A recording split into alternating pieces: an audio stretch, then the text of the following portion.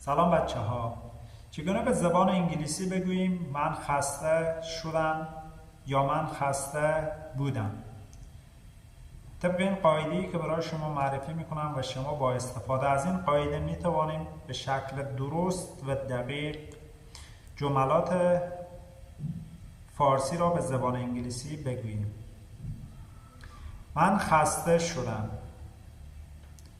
I was tired. ابتدا از ضمایر فاعلی استفاده میکنیم و سپس از افعال بودن استفاده میکنیم و بعد هم از صفت استفاده میکنیم که کامپلمنت جمله ماست. I was tired. من خسته بودم. I was sad. من ناراحت بودم. I was angry. من عصبانی بودم. I was hungry. من گرسنه بودم. I was happy. من خوشحال بودم. I was thirsty. من تشنه بودم. حالا طبق این قاعده چگونه بگوییم من خسته شدم؟ got به معنی شدن.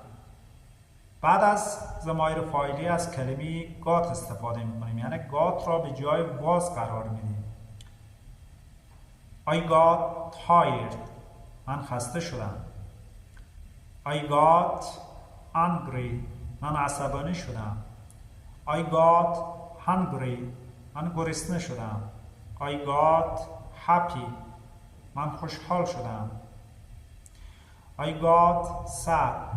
من ناراحت شدم. I got thirsty.